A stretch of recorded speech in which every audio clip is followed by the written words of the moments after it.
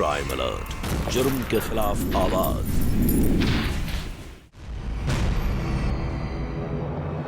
भाभी, आपने माँ का गला दबाकर सिर्फ इसलिए मार दिया ना जिससे आप बाहर आजादी से घूम सको। ये क्या बकवास कर रही हो? होश है या दिमाग खराब हो गया है तुम्हारा? और उनके हाथ पैरों में जो चोट,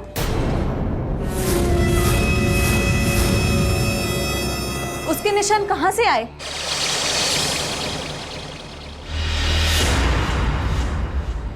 आत्मा का प्रकोप था तुम्हारी मां पर। और अगर यकीन नहीं होता ना तो तुम अपने भैया से पूछो इनसे बताइए आप इनको। अच्छा, मगर कोई भी आत्मा चोट लगी जगह पे यूं मेकअप नहीं करती। पर इन सब चीजों से ये कैसे पता चलता है कि तुम्हारी माँ का कत्ल हमने किया है?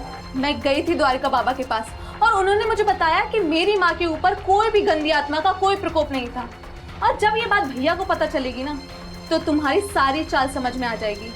और जा रही हूँ मैं पुलिस स्टेशन तुम्हारी रिपोर्ट कराने। तुम्हें जो करना है तुम शौक से करो, पर एक बार जान लो कि तुम्हारी माँ की हत्या हुई कैसे थी। और हाँ, उस रात कमरे में 2 लोग गए थे।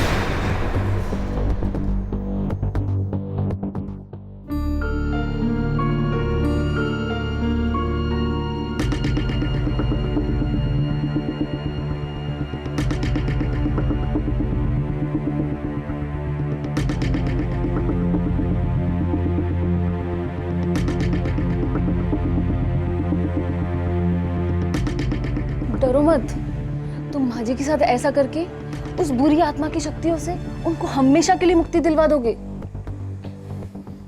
और उनकी सारी तकलीफों से भी उनको मुक्ति मिल जाएगी।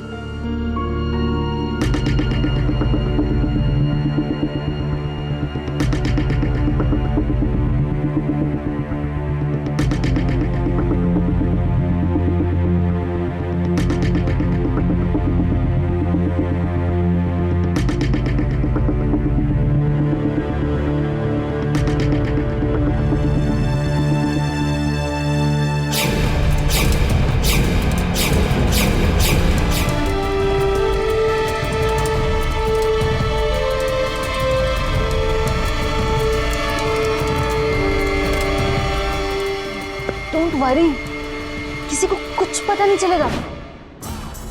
हाँ, और अगर मैं ये काम अकेले करती ना तो कहीं ना कहीं जरूर फंस जाती। इसलिए मैंने प्लान बनाया और तुम्हारी माँ की हत्या तुम्हारे भाई से करवाई, समझी तुम? और अब तुम पुलिस में गई ना तो मेरे साथ साथ तुम्हारा भाई भी अंदर जाएगा।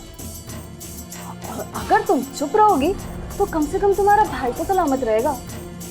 और वैसे भी मेरी प्यारी ननद, लाश का देह संस्कार हो चुका है। कोर्ट में जाओगी ना तो कुछ साबित नहीं कर पाओगी। उसकी चिंता मत करो।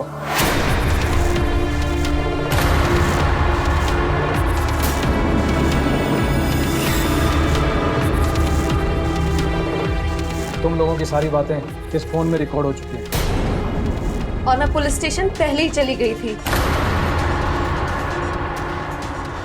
दिव्या, मैंने जो कुछ भी किया है ना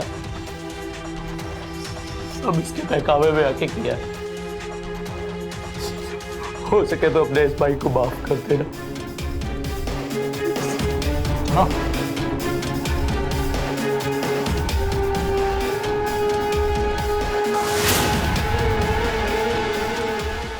बड़े बुजुर्ग ना ही हमारा बोझा होते हैं और ना ही हमारी कमजोरी, बल्कि हमारी ताकत होते हैं। उनकी सेवा और देखरेख में थोड़ा समय जरूर लग सकता है, लेकिन उनकी दुआएं हमें हमारे उस मुकाम तक पहुंचा सकती हैं जिसका हम सपना देखते आए हैं।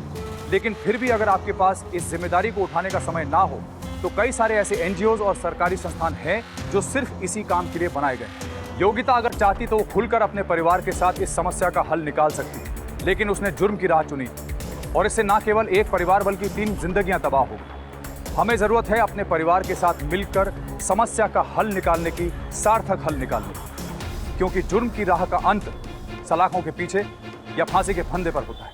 क्राइम अलर्ट, जुर्म के खिलाफ आवाज।